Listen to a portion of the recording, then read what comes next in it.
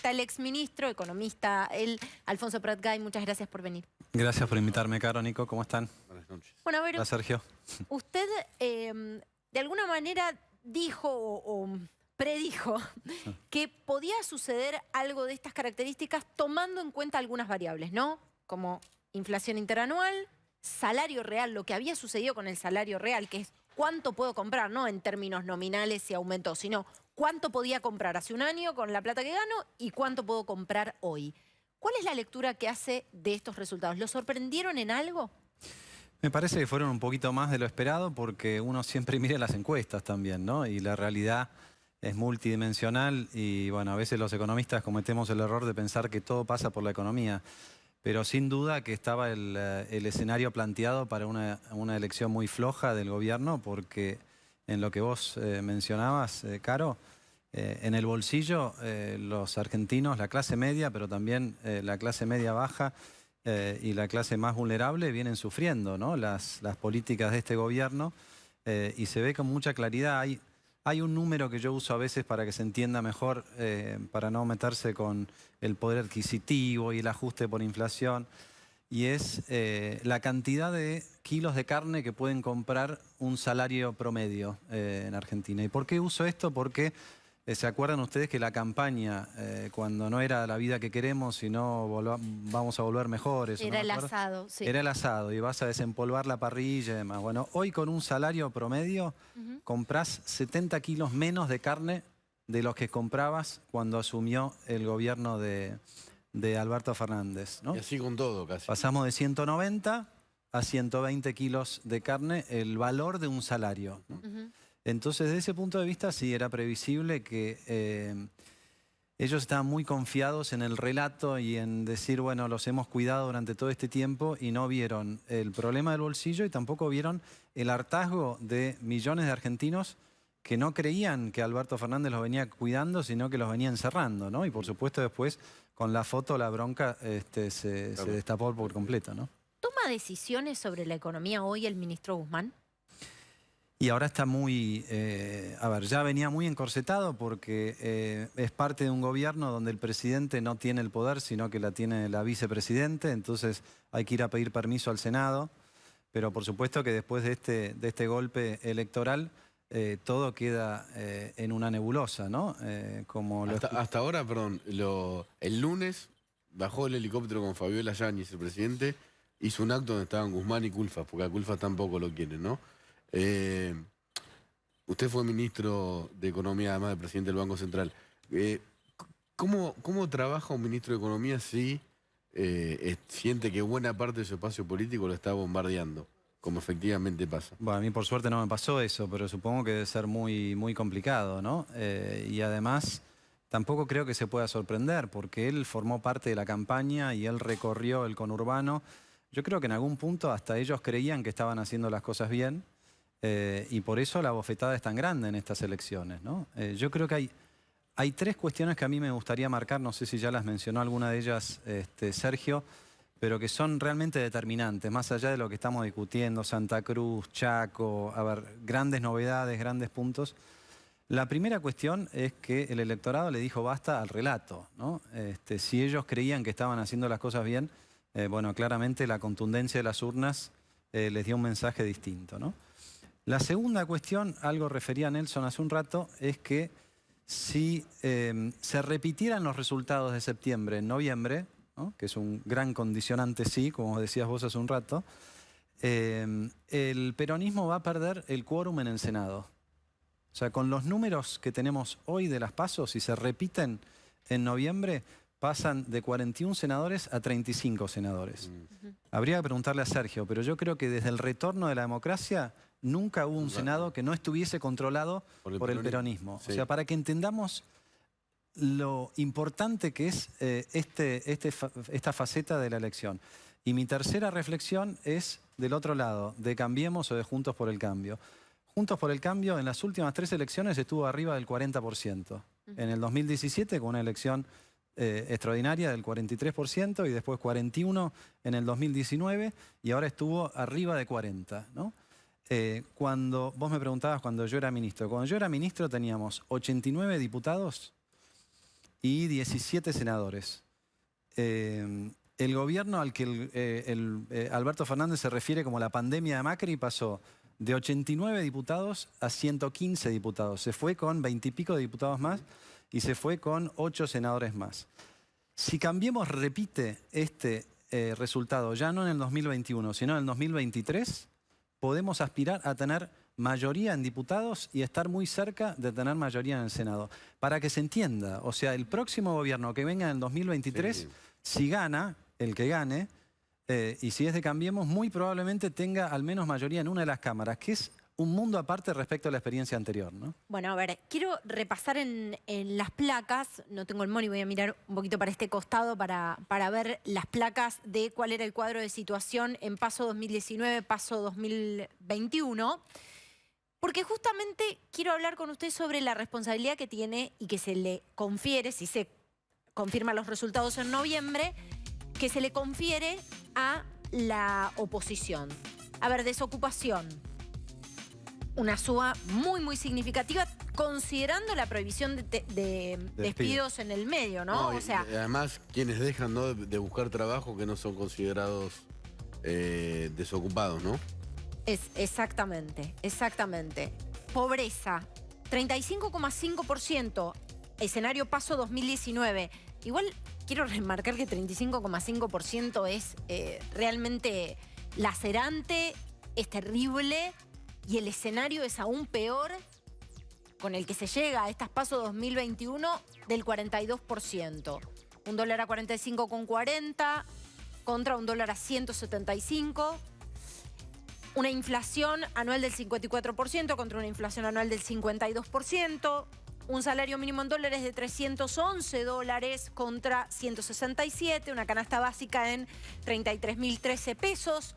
Versus una canasta básica en 2021 de 69.604 pesos. En los alquileres, que por supuesto aquí hay que considerar lo que ha sucedido con la ley de alquileres, y un riesgo país en 895 versus 1.522, ¿no? A ver, todo esto habla también de la confianza del mundo en la Argentina, pero vamos a los primeros indicadores. Estos indicadores lacerantes porque tienen que ver con lo que sucede con muchísima gente que se queda afuera. ¿Cuál es la lectura que hace usted sobre la responsabilidad que tienen ahora? Porque hubo un voto de confianza que se pidió desde el espacio de Juntos por el Cambio, otrora Cambiemos, hoy Juntos por el Cambio, Juntos. Hubo un voto de confianza que se pidió después de haber perdido una elección presidencial como perdieron. ¿Cuál es la lectura que hacen sobre la responsabilidad que tienen que asumir ahora y las respuestas que tienen que dar ahora? Bueno, es la de seguir juntos, seguir recorriendo el país, seguir estando cerca de los que más lo necesitan y prepararnos para en el 2023 si nos dan la oportunidad de volver a ser gobierno, ¿no? Yo creo que todos estos números, esta tabla que vos leías, Caro... ¿Cuál era el que más le gustaba y el que menos le gustaba? No, el que menos me gusta obviamente es el número de pobreza, que todo indica que va a ser un poco más alto del 42%, ¿no? En el gobierno de Macri no nos olvidemos que en los primeros 2 años bajó muy fuerte la pobreza. Se pone todo en una misma bolsa después, ¿no? Pero esos números también muestran que el relato de las 2 pandemias, al que hace referencia a veces Alberto Fernández y Cristina y demás, la pandemia de Macri y la pandemia del coronavirus, son absolutamente falsos, ¿no? Porque como explicaba antes, Cambiemos no perdió votos, ni a lo largo de su gestión, ni después de haber dejado el gobierno. El que perdió los votos es el gobierno de Alberto Fernández, que perdió 17 puntos en 2 años. Y la otra cuestión que es muy interesante, porque yo lo escuché el otro día a Cafiero, que intentaba una explicación, bueno, los oficialismos pierden en todo el mundo. Sí. Eso tampoco es cierto. Este año hubo, Sergio me puede corregir, en países de tamaño razonable hubieron 14 elecciones. 7 ganaron los oficialismos, 7 ganaron la oposición. Entre los oficialismos que ganaron, Portugal, México, Etiopía, El Salvador, Honduras. O sea que realmente lo que queda claro de esto es que se cayó el relato y que además el gobierno de Alberto Fernández manejó muy mal la pandemia. Fue uno de los peores países del mundo en términos del manejo de la pandemia, en cantidad de muertos y en caída de la actividad económica. Y eso el electorado lo lee, no come vidrio, no deja ser subestimado. Son quienes cerraron sus negocios, quienes tienen familiares que murieron, ¿no? Obviamente, no son números fríos, ¿no? Lo viven porque lo vivieron realmente así. Ahora, Exactamente. Si empezara el gobierno a partir de hoy o de mañana a hacer todo bien, y el gobierno que viene empieza a hacer todo bien, ¿en cuánto tiempo se puede dar vuelta este país que parece como quebrado? En la educación, en la economía, el 50% de inflación, el 42% de pobreza. Es una Argentina que nunca había existido hasta ahora, ¿no? Bueno, es una Argentina que necesita de muchos aciertos durante un tiempo, un tiempo relativamente importante, ¿no? Estamos hablando, por supuesto, de más de un gobierno, de más de un periodo presidencial, y estamos hablando de no solamente hay que acertar, sino que hay que dialogar con el que piensa distinto, porque no puede ser que si no, las políticas que intenta un gobierno, el que viene después las cambia. Es muy demandante para un país como Argentina con tantos desafíos estructurales la elección de medio término cada 2 años, Sí. ¿no? Porque hay algunas reformas y hay algunas soluciones que tardan en madurar y por eso es muy importante que pensemos, si no en un acuerdo nacional, por lo menos en un gobierno de mayorías, ¿no? Eso fue lo que no tuvimos nosotros en Cambiemos. Siempre es riesgoso también, ¿no? Lo que podríamos haber tenido si hubiéramos hecho un acuerdo en ese momento con una parte del peronismo, bueno, eso no se hizo. Es riesgoso, como bien decís vos, Nico, pero es un riesgo que hay que tomar porque Argentina viene a los tumbos hace mucho tiempo. Y por eso yo hacía la reflexión al principio, ¿no? Estamos a punto de que el peronismo pierda mayoría en el Senado. Y si Cambiemos sigue haciendo y si seguimos haciendo la campaña y seguimos estando cerca de la gente y en el 2023 nos dan el voto, probablemente tengamos mayoría en una de las 2 cámaras, ¿no? Entonces, estas cosas que hay que hacer para volver a poner a Argentina de pie son más factibles con esta configuración. Es muy importante lo que pasó este domingo, ¿no? Hasta este domingo era mucho más fácil ser pesimista de mediano plazo que optimista. Hoy hay una luz de esperanza, me parece. Bueno, tenemos una pregunta de Sergio Berenstein. Sergio. ¿Cómo estás, Alfonso? Buenas Hola, noches. Sergio, ¿cómo andás? Bien. En el año 2009, vos no te vas a acordar, pero yo sí, me contaste que Argentina iba un ciclo de estanflación, de estancamiento con alta inflación. Bueno, fue lo que pasó. Pregunta, ¿cómo se sale de esto? Bueno, se sale, no hay una sola solución, ¿no? Pero se sale con un gran acuerdo político. Yo creo que el problema de Argentina es mucho más político que económico. Y se sale con, bueno, las cosas que han hecho otros países para salir adelante. En particular, si hay que elegir 2 pilares, yo elijo la educación y el trabajo. Me parece que cualquier gobierno, un gobierno de unidad nacional, que se plantee un horizonte de tiempo hacia adelante, tiene que poner sus principales fundamentos y cimientos en esos 2 grandes valores, que fueron muy grandes en Argentina hasta hace unas décadas atrás, ¿no? La educación pública y la dignidad del trabajo, y que hoy están prácticamente fuera de juego, ¿no? Yo estuve este fin de semana en Tucumán apoyando a nuestros candidatos en Tucumán y recorro el interior. Tucumán quizás es un caso extremo. El urbano, ¿no?, de la capital de Tucumán es Es muy impresionante y es muy impresionante la salida laboral de los jóvenes en Tucumán. Lo primero que buscan es algún lugar en el Estado, porque no solamente les da seguridad y estabilidad, sino que además les da un salario inicial. Todavía hay espacio, digo. Claro que sí, La ¿no? legislatura de Tucumán tiene el 60% más de presupuesto que la de Cataluña. La legislatura de Tucumán tiene el 5% del presupuesto provincial, mientras que el Congreso de la Nación tiene el 0,5% del presupuesto nacional. Es que trabajan mucho. 10 veces más, ¿no? Bueno, estas son las cosas que hay que cambiar. Bueno, eso es traspolable a muchas provincias también, A ¿no? muchas provincias y a mucha parte de la estructura del Estado, ¿no? Volver a ordenar del sentido de un Estado transparente, que rinda cuentas, eliminar la corrupción, ¿no? Todas estas son cosas que hay que hacer, pero hay que hacer no espasmódicamente, sino hay que hacer sostenidamente a lo largo del tiempo y creo que para eso hay que configurar una estructura de diálogo que hoy Argentina no tiene, ¿no? Bueno, algo sucede con la economía, algo sucede con esta cartera sensible, sucedió también en la gestión anterior, digo, la gestión de la que usted formó parte. ¿Hay algo de diseño?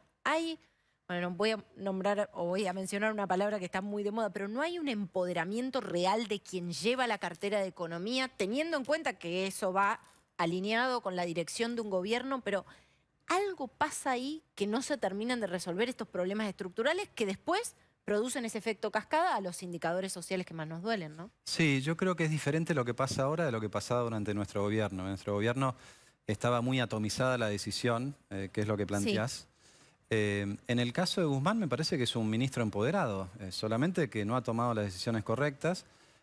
porque el problema está arriba de él. El problema es, por más empoderamiento que tenga un ministro, si ese empoderamiento se lo da a un presidente que en realidad no tiene el poder, sino que lo tiene prestado de alguien como Cristina Kirchner, y esas decisiones son muy difíciles, ¿no? El ministro de Economía muchas veces tiene que tomar decisiones complejas y dar malas noticias, y no lo puede hacer si no tiene todo el apoyo político. En este caso tiene la estructura, porque el resto de los ministros están, uno diría, un escalón debajo, pero tiene el apoyo de alguien que no tiene el poder, que es Alberto Fernández, ¿no? Entonces el problema está arriba. Y vuelvo a lo que decía antes, ¿no? Por más que tengas todos los aciertos en lo técnico, sin el paraguas político, esto no va a funcionar, ¿no? Y es un poco lo que ven los argentinos, que dicen, bueno, ¿cuál es la expectativa si están todo el tiempo peleándose, ¿no? Entonces yo creo que para Juntos por el Cambio hay que repetir esta elección en noviembre, que es muy importante. Hay que trabajar para hacer la alternativa en el 2023. Hay que ganar en el 2023 y una vez que ganemos, si no tenemos mayoría en las cámaras, hacer un acuerdo para conseguir esa mayoría que no hubo en las urnas. Ese puede ser el punto de partida de una nueva Argentina. Faltan 2 años, por supuesto. Minuto y pregunta final, ¿qué puede pasar si el gobierno se radicaliza? Me parece que no tiene mucho margen porque toda esta discusión de, bueno, ahora Cristina se va a radicalizar, tiene la memoria colectiva de una época donde había recursos, ¿no? Cuando Cristina Fernández de Kirchner asumió en el 2007, tenía un superávit fiscal, le sobraban casi 15.000 millones de dólares al año, ¿no? Lo que estamos viviendo ahora es sin plata. Populismo sin plata, kirchnerismo sin plata. Entonces, no sé muy bien qué significa me voy a radicalizar si no tengo la pólvora para llevar adelante esa radicalización. En todo caso, La imprimen. La imprimen, pero ese es un perro que se muerde la cola, ¿no? Y muerde la cola. Se licúa el valor de eso. No solamente se licúa el valor de todos, sino que afecta mucho más a las zonas más vulnerables del conurbano o de los conurbanos, que es a priori lo que ellos creían que era su principal núcleo de apoyo, ¿no? La otra conclusión importante de esta elección es que están perdiendo eso, ¿no? En el conurbano. ¿Y por qué lo Porque era un mito. Era un mito y además la inflación lo terminó de liquidar ese mito, ¿no? Alfonso Pratgay, gracias por estar con nosotros. Gracias a ustedes.